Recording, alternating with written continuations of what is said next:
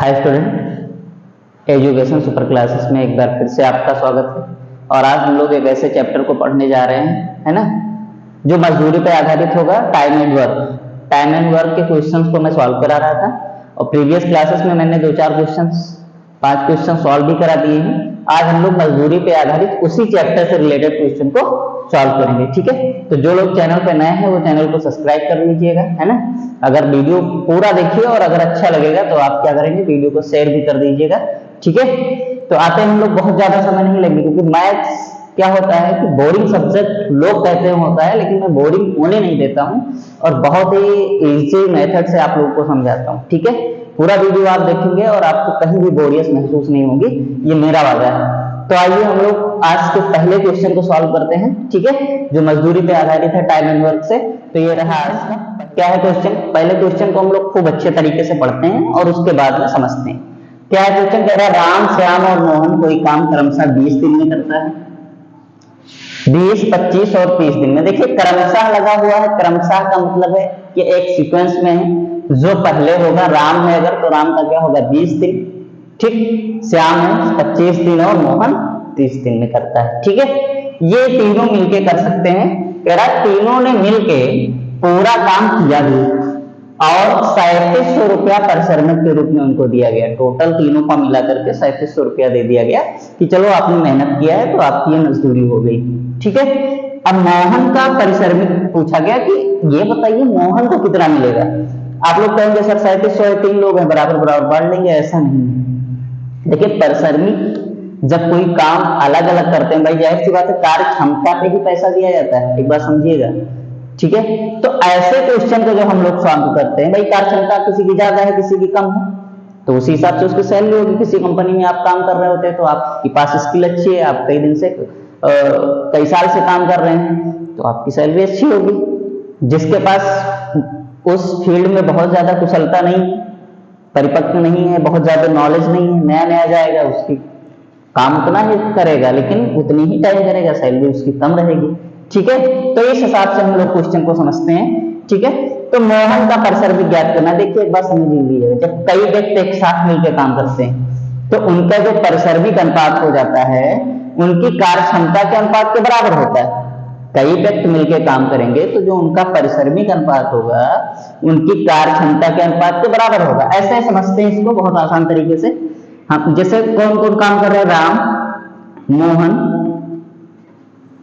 ठीक, सॉरी, राम, श्याम और मोहन क्रमशः है तो हम लोग एक सीक्वेंस में ही लिखेंगे, और मोहन, ठीक। इनका परिश्रमिक अनुपात कौन सा अनुपात, परिश्रमिक अनुपात बराबर हो जाएगा किसके, इनके कार्य क्षमता के अनुपात, कार्य क्षमता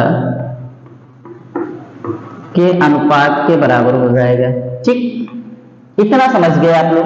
कार्य क्षमता के बारे में हम पहले क्लासेस में डिस्कस कर चुके हैं टाइम एंड वर्क में। थोड़ा सा मैं हिंट करूंगा कि अगर राम किसी काम को 20 दिन में करता है तो एक दिन में कितना करेगा, 1/20 भाग।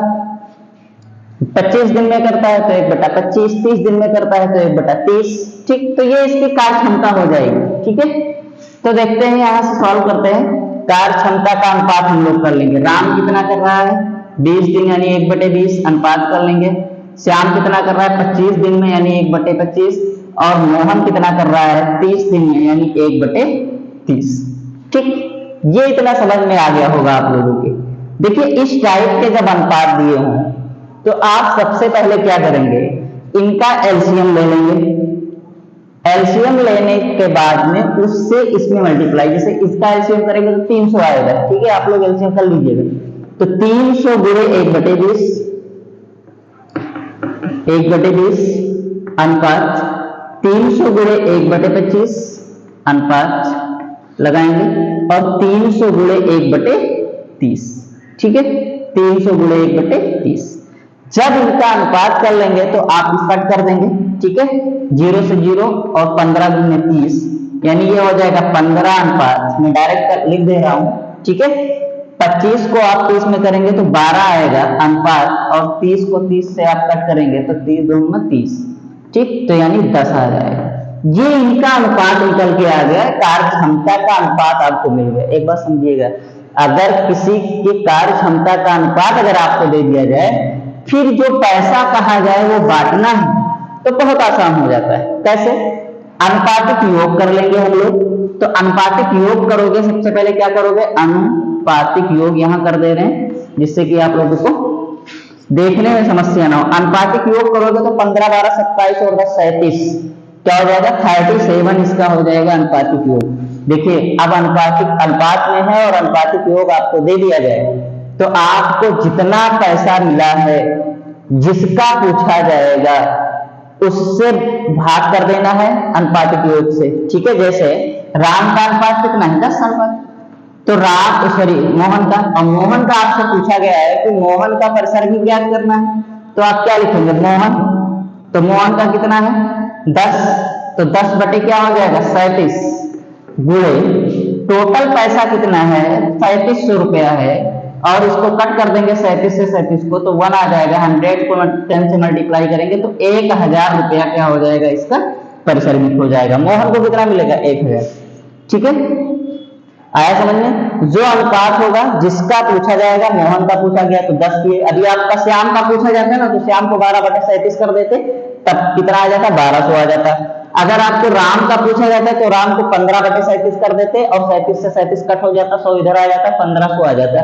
ठीक है, यानी जिसका परिसर्मिक पूछा जाएगा, अगर अनुपात दिया गया है तो अनुपात जो आपका रहेगा उतना बटा कितना अनुपातिक योग गुणे क्या कर दोगे, जो आपका क्या होगा परिसर्मिक जो आपको मिला रहेगा। ठीक है, तीनों को मिला करके, तो इससे आप किसी एक व्यक्ति के परिसर्मिक को निकाल सकते हैं। ठीक है, बहुत आसान क्वेश्चन है, एक दो बार आप लोग प्रैक्टिस करेंगे तो आप मिनटों का काम सेकंडों में करेंगे, क्योंकि मैं पहले ही क्लास में बता दिया हूं कि मैथ प्रैक्टिस पे आधारित है। आप जितना अच्छा प्रैक्टिस करेंगे उतनी अच्छी मैथ को सीख लेंगे। ठीक है, तो बनाते हैं हम लोग दूसरा क्वेश्चन। ठीक है, तो आते हैं अगले क्वेश्चन पे, थोड़ा सा हटके है क्वेश्चन, आते हैं समझते हैं और बहुत इजी तरीके से समझते हैं। तो ये रहा आज का दूसरा क्वेश्चन। दूसरे क्वेश्चन को और खूब अच्छे तरीके से बनाते हैं। देखिए क्या कह रहा है, ए और बी किसी नाली को अलग अलग 10 दिन और